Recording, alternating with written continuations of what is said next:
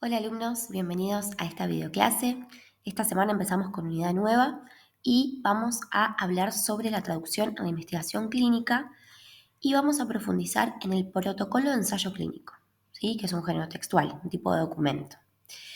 Vamos a hablar sobre la superestructura que tiene, las convenciones textuales que aparecen y la función del traductor en el ámbito de la investigación científica o la investigación médica.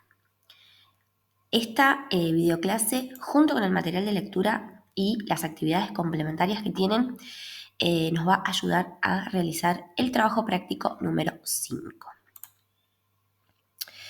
Bueno, para los traductores, la investigación clínica es una especialidad que requiere un alto grado de precisión, ¿sí? Conocimiento técnico y una profunda comprensión, de los procesos médicos y farmacéuticos.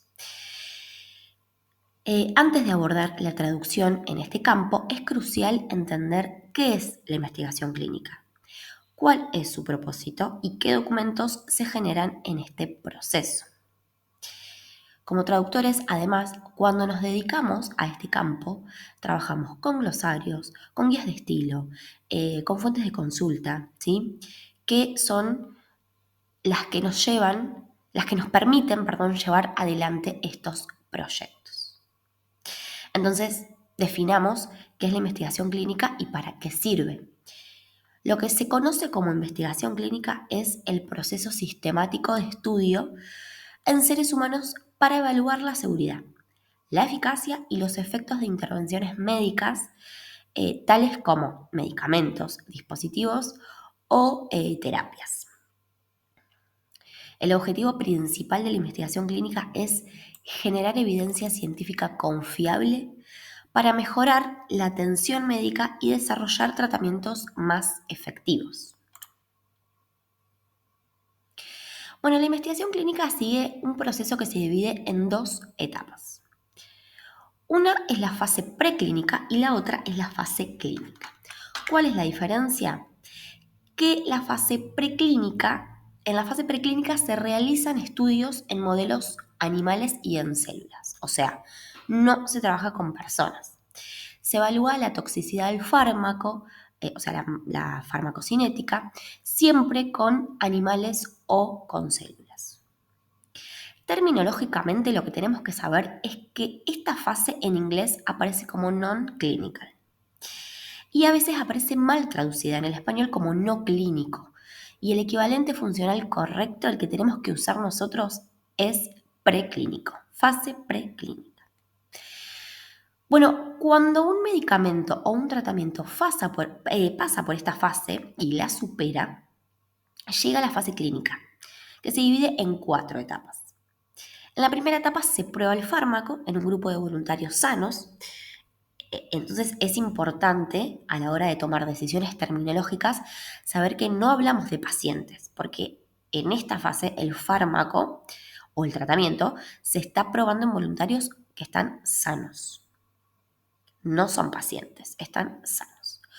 A partir de allí, en la fase 2 y en la fase 3, el ensayo se hace con pacientes, ahora sí, pacientes con la enfermedad de interés, para probar el fármaco o el tratamiento en cuestión. Entonces acá ya estamos, ¿sí?, hablando de pacientes o a veces incluso se los llama participantes. En la fase 3, por lo general, aparecen nombres de otros medicamentos. ¿Por qué? Porque lo que se hace es comparar el medicamento en investigación con otros que ya están comercializados, ¿sí? Si es que existen estos eh, medicamentos para comparar. Entonces, tenemos que documentarnos bien en esta área. Bueno, en la fase 4, el monitoreo ya es posterior a la comercialización del fármaco. ¿Y por qué es importante aprender todo esto? Porque si me toca un texto de investigación en fase 2, indistintamente de cuál sea el fármaco que se va a estudiar, hay mucha terminología, muchos conceptos y muchas partes de la estructura que se repiten con otros. Porque el ensayo de fase 2 tiene siempre las mismas características, son documentos repetitivos en muchos aspectos. Y una vez que hicimos la traducción de 1, 2, 3, Para el cuarto protocolo ya conocemos mucho de esta terminología, ya estamos familiarizados con la terminología y con las estructuras y vemos que son algunas partes las que van cambiando, ¿sí? De un texto a otro. Bueno, definamos ahora qué es un ensayo clínico. El ensayo clínico es el método experimental que permite evaluar este nuevo tratamiento, pero esta vez en seres humanos, o sea, la investigación clínica llevada a un proyecto tangible, un proyecto ejecutable. Cuando se lleva a cabo un ensayo clínico suelen aparecer distintos documentos, distintos géneros textuales que suelen después traducirse. Esto se debe a que aunque el patrocinador no esté radicado en Latinoamérica, se suelen utilizar centros en esta región para llevar a cabo los ensayos y por eso se necesitan los documentos en español. ¿Cuáles son esos documentos? Aparecen, por ejemplo, el protocolo de ensayo clínico, que es el que vamos a ver en detalle, el manual para el investigador, con información técnica, ¿sí? Dirigido exclusivamente al especialista, el manual para el farmacéutico, si el ensayo es sobre un fármaco, la correspondencia con el comité de ética o el patrocinador, y por último el consentimiento informado, ¿sí? Este último está dirigido a los pacientes del estudio, voluntarios sanos o pacientes. Este último documento además se redacta para un público sin conocimientos médicos. Bueno, el protocolo de ensayo clínico, ¿qué es? En este documento se describe de manera detallada cómo se va a llevar a cabo el estudio en seres humanos. Es un texto altamente técnico y el objetivo es garantizar la validez científica y el cumplimiento de normativas, tanto éticas como regulatorias. Su importancia radica en que actúa como una guía para los investigadores, asegurando que el estudio sea seguro, o sea, reproducible, y que se ajuste a los criterios internacionales entre los distintos centros de investigación. El protocolo establece aspectos como criterios de inclusión y exclusión para participantes, la dosis del fármaco y los métodos de análisis de resultados. Un error de traducción en estos elementos puede llevar, por ejemplo, a la administración incorrecta del medicamento en estudio. Bueno, vamos a pasar a las convenciones del género textual. El protocolo de ensayo clínico es un texto científico técnico. Usa lenguaje formal y preciso y además tiene una superestructura estandarizada. Hay partes del protocolo que por ley, por legislación, tienen que estar presentes. De ahí que la superestructura sea estandarizada por normativa. Desde el punto de vista de la función textual, tiene dos funciones principales, expositiva y exhortativa. La expositiva se refleja en secciones como el objetivo del estudio, la metodología, los antecedentes científicos, ¿sí? Y la exhortativa en las instrucciones que tienen que seguir los investigadores y los participantes. A ver, el protocolo puede tener múltiples autores, es decir, productores del texto, que son varios investigadores que lo redactan y que lo modifican. Pero, el emisor del protocolo es el patrocinador. Las personas que lo escriben son los autores y lo hacen para transmitir un mensaje a pedido del emisor que es el patrocinador. ¿Sí? Bueno, este también tiene varios destinatarios. El protocolo se escribe principalmente para los investigadores de los distintos centros, pero también tenemos que saber que lo leen los participantes del estudio, ¿sí? Sean pacientes o voluntarios sanos. Sin embargo, es importante que prestemos atención a esto, se redacta pensando en los investigadores, porque al paciente siempre va a haber una persona que se lo va a explicar, ¿sí? El médico del estudio, pero siempre alguien se lo va a explicar. Por eso se está redactado pensando en los investigadores. Respecto de la superestructura, como ya dijimos, la organización del protocolo sigue un esquema predefinido. Tiene algunas secciones como la portada, con los datos básicos del estudio. Siempre debe aparecer el nombre del investigador, ¿sí? Del patrocinador. El título, que es una parte muy importante. De hecho, como traductores, cuando nos mandan un ensayo clínico, lo primero que tenemos que hacer es traducir el título. ¿Sí? Lo traducimos, se lo enviamos al cliente para esperar su aprobación. Y a partir de ahí podemos seguir con el resto de la traducción, pero ya con esa guía terminológica. Bueno, también aparecen secciones como el resumen, la introducción, la justificación, los objetivos, el diseño del estudio, la selección de participantes, los criterios de inclusión y de exclusión, que son obligatorios, ¿sí? Y deben estar muy claros. Los procedimientos, los detalles de prueba, la parte de consideraciones éticas con normativas aplicables, la referencia al consentimiento informado dentro del mismo protocolo, el análisis estadístico si corresponde y luego los anexos, las referencias o cualquier documento adicional.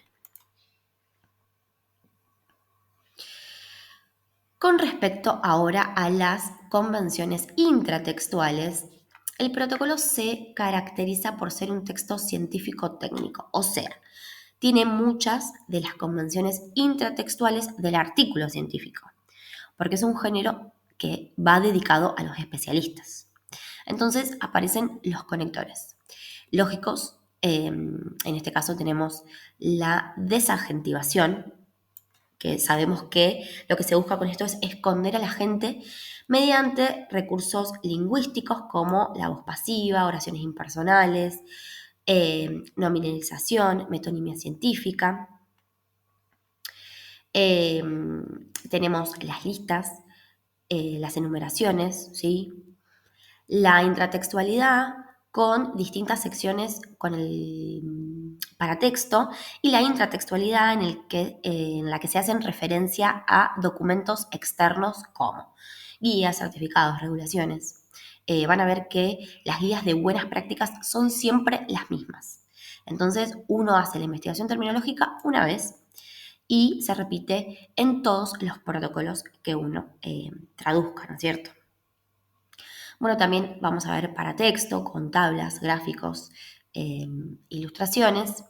Y por otro lado tenemos la modalidad exhortativa, o sea, los verbos modales con función exhortativa e instructiva, en reemplazo, en este caso, del imperativo. El imperativo es poco frecuente en este género, pero igual se usa, ¿sí? Por ejemplo, el futuro con valor de imperativo. El verbo modal más voz pasiva, que tiene valor de obligación. El verbo modal junto con la subordinada condicional, ¿sí? Que no es el tiempo condicional, no lo confundamos. Bueno, acá tenemos en pantalla algunos ejemplos de secuencias expositivas. ¿Ven? Por ejemplo, las listas enumeradas, así como la seriación o bueno, la desagentivación, aparecen mucho en las secciones donde se enumeran los procedimientos que se van a hacer para la selección, para ver si el participante es apto para participar o cumple con los criterios, acá en las listas enumeradas. A veces se enumeran medicaciones o medicamentos prohibidos porque junto con un fármaco estudio no se pueden administrar medicamentos concomitantes. Entonces aparece mucho la lista numerada y hay que prestar atención. Acá es importante que prestemos atención a la ortotipografía, ¿sí? Como por ejemplo el uso de mayúsculas, el punto y coma, minúscula, ¿sí? Es importante que prestemos atención a cómo se va a redactar estas listas. Bueno, la intratextualidad, como dijimos recién, una secuencia donde se nombra partes del mismo texto. Aparece también mucho, tenemos que prestar atención a los nombres de las tablas y de las figuras, porque aparecen muchas veces las referencias anafóricas a una tabla que se encuentra 2 o 3 páginas más adelante. Entonces tenemos que ir a traducir en el título de la tabla para poder completar entonces después esa parte del protocolo. Bueno, la desadjetivación ya sabemos y hemos practicado mucho en traducción técnico-científica 1, que es una característica prototípica del discurso científico, ¿sí? Que lo que busca es esconder a la gente mediante recursos lingüísticos. La metonimia, ¿sí? Que tratamos de evitarla nosotros, de reformular en la traducción para lograr la desadjetivación mediante otro recurso lingüístico. Bueno, como secuencias exhortativas tenemos como ejemplos, que lo nombramos recién, el uso del futuro con valor imperativo, ¿sí? El futuro del indicativo en este caso, en el ejemplo, el investigador trabajará en conjunto con el supervisor. Ese trabajará está dando una orden. Sin embargo, es el futuro del indicativo, ¿sí? Que tiene ese valor exhortativo. Bueno, aparece también el uso de verbos modales, ¿sí? Con valor exhortativo, junto con la voz pasiva y la subordinada condicional, que no es el tiempo condicional. Bueno, ¿cuál es el papel del traductor en la investigación clínica? Nosotros como traductores debemos garantizar que la información científica se transmita con claridad, con precisión. Y para eso debemos investigar la terminología, ¿sí? Tanto médica como farmacéutica. Estar familiarizados con las regulaciones internacionales y los organismos que hacen esas regulaciones. También debemos conocer la superestructura y la macroestructura, o sea, el contenido temático de este género.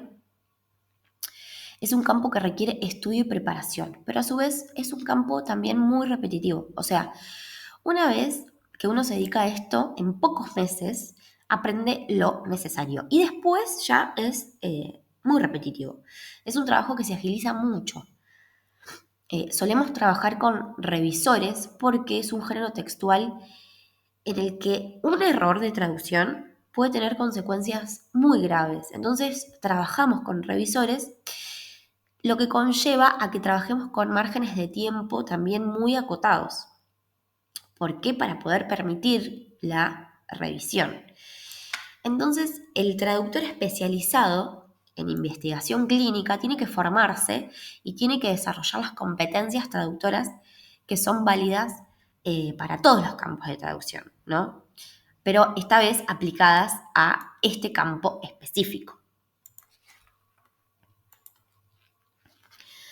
Bueno, por último, ¿cómo podemos hacer para empezar a sortear los desafíos en la traducción de la investigación clínica? O sea, ¿qué necesitamos observar para evitar cometer errores a la hora de interpretar el contenido de estos documentos? Desde ya sabemos que van a aparecer falsos amigos de la traducción médica, ¿sí? Esto lo hemos abordado en Técnico Científica 1, y para eso es importante armarse un glosario del campo que me enumere todos estos falsos amigos a la hora de empezar a traducir, porque puede ser que leyendo el texto no los detectemos. Entonces, tener ese recurso me permite evitar errores y eso es muy productivo. Bueno, ¿qué otra cosa? No pegarnos a las estructuras, ¿sí? No hacer una traducción calcando las estructuras, ni palabra por palabra, ni por orden, ¿sí? Reformular para lograr naturalidad. Evitar las interferencias lingüísticas, o sea, los anglicismos sintácticos y los anglicismos de frecuencia, como por ejemplo el uso de la voz pasiva polifrástica, cuando sabemos que en español se prefiere la refleja, cuando no aparece el complemento agente, evitar también el abuso de adverbios terminados en mente, la anteposición del adjetivo calificativo. Bueno, en fin, todo lo que hemos visto relacionado con anglicismos de frecuencia y anglicismos sintácticos. ¿Qué otra cosa? No personificar, es decir, prestar atención a, por ejemplo, convenciones como la metonimia científica, que sabemos que en español se utilizan muchísimo menos. Entonces, tratamos de evitarla y, por ejemplo, lograr la desagentivación por medio de otro recurso. Prestar atención a los verbos, ¿sí? Saber que en este género el futuro o la modalidad se utilizan con valor exhortativo. Entonces, si aparece un futuro, no cambiarlo por otro tiempo verbal, ¿sí? Que no tenga la misma función exhortativa, o sea, familiarizarnos con las características prototípicas, o sea, las convenciones del género, para poder generar un texto meta efectivo. Bueno, y eso es todo. Muchas gracias si llegaron hasta acá. Si tienen alguna duda o si quieren profundizar en algún aspecto, tenemos el foro, también tienen la bibliografía recomendada, pero bueno, el foro está disponible para que puedan plantear todas sus dudas. Que tengan una buena semana, les mando un saludo.